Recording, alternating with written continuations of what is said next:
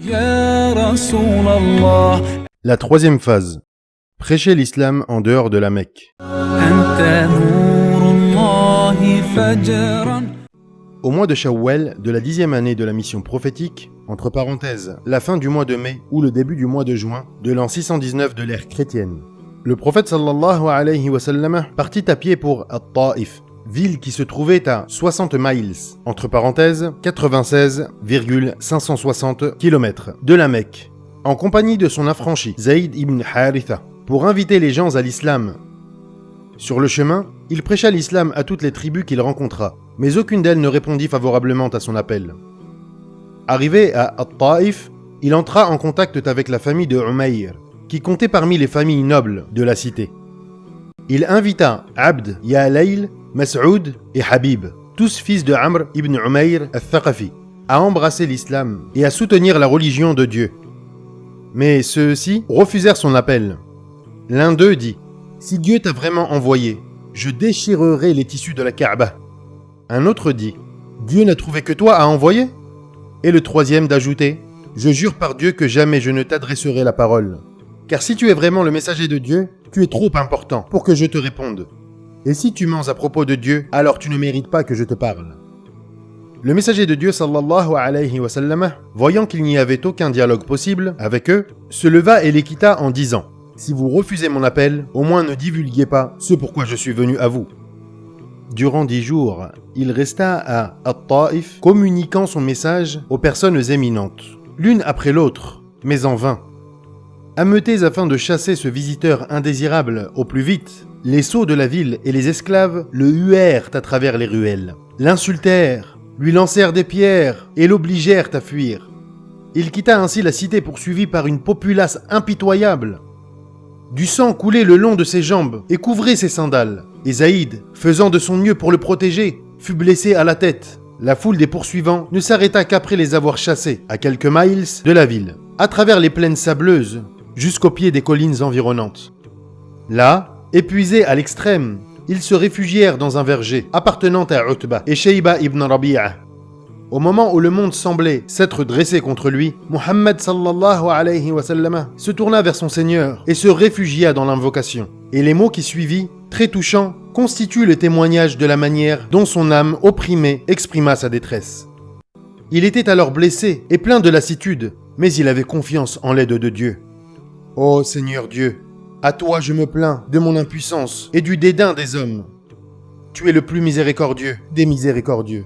Tu es le Seigneur des démunis et des faibles, et tu es mon Seigneur. Entre quelles mains m'abandonnerais-tu? Entre les mains d'un étranger lointain qui ne me montrerait qu'un visage renfrogné, ou entre celles d'un ennemi à qui tu as donné autorité sur moi? Si tu n'es pas en colère contre moi, alors je ne me fais aucun souci. Mais la paix venant de toi m'est plus agréable. Je cherche refuge dans la lumière de ta face, qui illumine les cieux et dissipe les ténèbres. Toi qui assures le bon ordre des affaires de la vie immédiate et de la vie ultime. Contre ta colère ou ton irritation, il n'est de force ni de puissance qu'en toi. Le voyant dans cette situation de détresse, les deux fils de Rabi'a, tous deux riches Mécois, furent émus notamment à cause des liens de parenté les unissant à lui. Et ils lui firent porter du raisin par Adas, leur esclave chrétien. Le prophète sallallahu alayhi wa sallam en mangea en prononçant le nom de Dieu. Adas fut profondément impressionné par ces mots et dit « Ce sont des mots que les gens de ce pays n'utilisent pas. » Le prophète sallallahu alayhi wa sallam lui demanda d'où il venait et quelle était sa religion. Adas répondit « Je suis chrétien de conviction et je viens de Ninive, entre parenthèses Irak. » Le prophète sallallahu alayhi wa sallam dit alors « Tu es donc de la cité de l'homme pieux Jonas, fils de Matta, entre parenthèses Matthieu. » Adas lui dit « Comment peux-tu connaître Jonas, fils de Matta ?» Le prophète sallallahu alayhi wa sallam répondit « C'est mon frère, il fut prophète au même titre que moi. » Sur ce, Adas se mit à baiser la tête de l'envoyé de Dieu sallallahu alayhi wa sallam et ses mains et ses pieds. Ses maîtres mécois le réprimandèrent pour cet acte. Mais il leur dit « Maître, personne sur terre n'est meilleur que lui. Il m'a révélé une vérité que seul un prophète peut connaître. » Ils le réprimandèrent de nouveau et dirent « Nous te mettons en garde contre l'abandon de la religion de tes aïeux. La religion que tu professes est bien meilleure que la sienne. Le cœur brisé et déprimé, le prophète sallallahu alayhi wa sallam prit le chemin du retour vers la Mecque.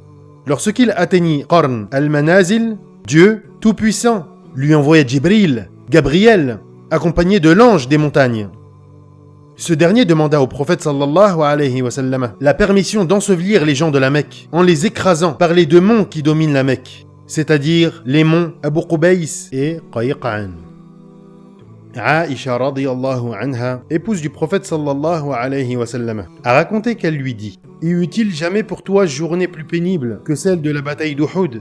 Certes, répondit-il, j'ai eu bien à souffrir de tes compatriotes, mais ce qui me fut le plus pénible de leur part, ce fut l'affaire d'Al-Aqaba. Lorsque, à l'exposé de mes demandes, Ibn Abd Ya'layl Ibn Abd Kulal répondit par un complet refus. Je m'en retournai ne sachant trop où diriger mes pas, et ne recouvrai mes esprits qu'arrivé à Qarn al-Tha'alib. Et alors, levant la tête, voilà que je vis un nuage qui me couvrait de son ombre, et, l'ayant considéré, voilà que dedans j'aperçus Gabriel, Jibril alayhi salam, et il m'appela et me dit: Dieu a bien entendu les propos de tes compatriotes, et les réponses qu'ils t'ont faites, et il a envoyé vers toi l'ange des montagnes, pour que tu lui donnes, au sujet de ces infidèles, tel ordre qu'il te plaira. Et l'ange des montagnes, m'ayant appelé, me salua, me répéta ce qu'avait dit Gabriel Jibril alayhi salam et ajouta: Que veux-tu? Désires-tu que je fasse se replier sur eux les deux rocailleuses? Non, répondis-je, car des flancs de ces impies, j'espère que Dieu fera sortir des infidèles qu'il adore seul, sans lui donner d'associés. Cette réponse concise indique de façon manifeste le caractère exceptionnel de sa personnalité et la haute moralité inégalable dont il jouissait. Le messager de Dieu sallallahu alayhi wa sallam put ensuite trouver le sommeil, et son cœur se trouva apaisé à la lumière de cette aide divine, insonnable, qui lui fut accordée. Il se dirigea vers la vallée de Nakhla, où il demeura quelques jours. Lors de ce séjour, Dieu fit venir à lui un groupe de génies, qui l'écoutèrent réciter le noble Coran.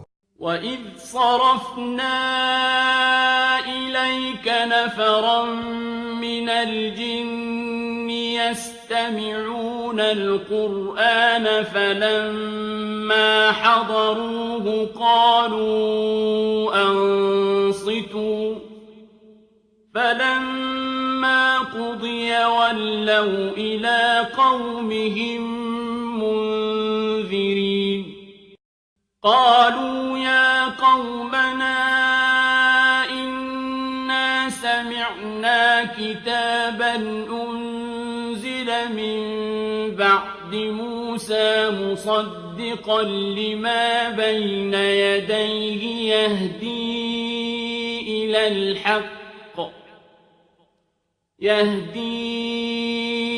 الحق وإلى طريق مستقيم يا قومنا أجيبوا داعي الله وآمنوا به يغفر لكم من ذنوبكم ويجركم من عذاب أليم. Et lorsque nous dirigeâmes vers toi un petit nombre de génies pour leur faire entendre le Coran, lorsqu'ils assistèrent à la lecture, ils dirent: Taisez-vous et écoutez. Une fois sa lecture achevée, ils retournèrent à leur peuple pour les mettre en garde. Ils dirent: Ô notre peuple, nous venons d'entendre un livre descendu après Moïse et confirmant ce qui l'a précédé. Il guide à la vérité et à une voie rectiligne. Ô notre peuple, répondez à l'héros de Dieu et croyez.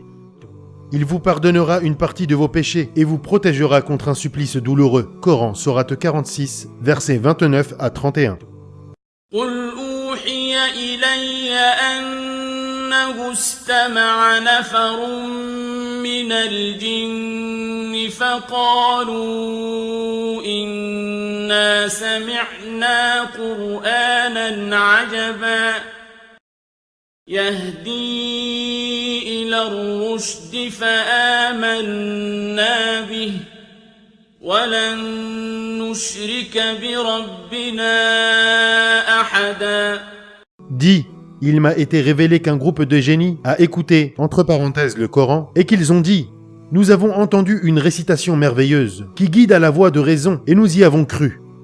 Jamais nous ne donnerons plus à notre Seigneur un associé. Coran, sourate 72, versets 1 et 2. Le contexte relatif à ces versets ainsi qu'aux versions contenant l'explication de cet événement indique que le prophète sallallahu alayhi wa sallam n'eut connaissance de la présence de ce groupe de génies qu'une fois ces versets révélés par Dieu. Ces versets confirment aussi qu'il s'agissait de leur première venue.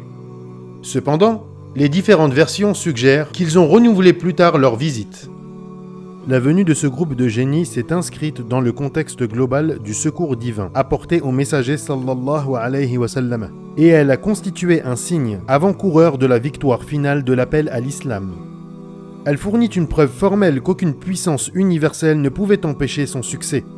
Nous lisons dans le Coran: ومن لا يجب داعي الله فليس بمعجز في الأرض وليس له من دونه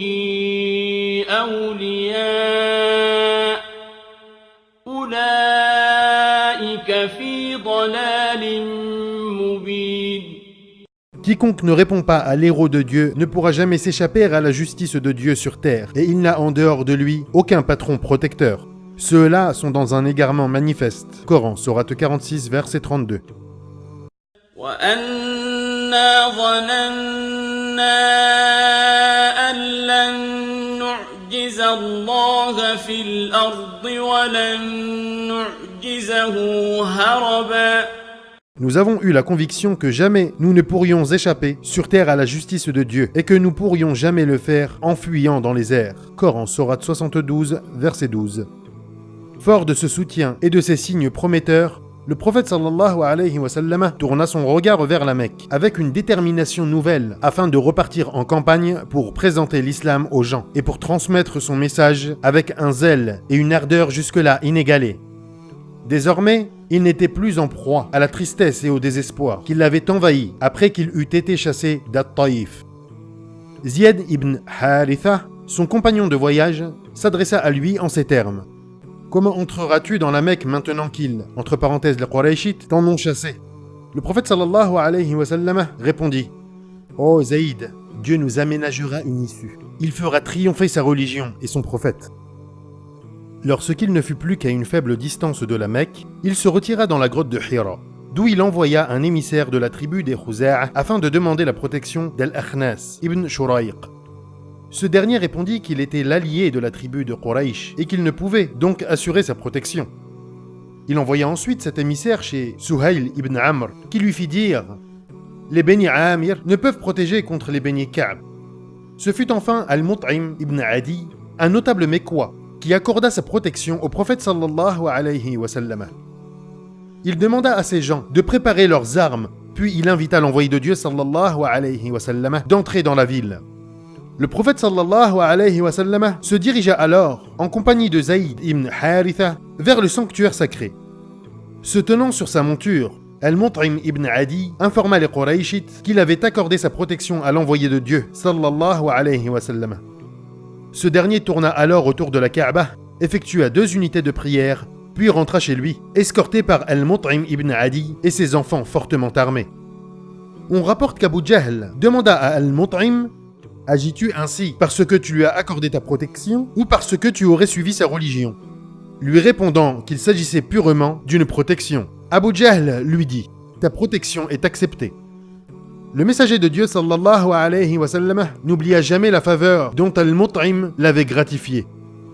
À l'issue de la bataille de Badr, il déclara publiquement: « Si Al-Mut'im était encore vivant et venait me voir pour intercéder en faveur de ces individus puants, je les aurais relâchés, entre parenthèses, sans demander de rançon. » وأنه لما قام عبد الله يدعوه كادوا يكونون عليه لبدا قل إنما أدعو ربي ولا أشرك به أحدا قل إني لا أملك لكم ضرا ولا رشدا قل إني لن يجيرني من الله أحد ولن أجد من دونه ملتحدا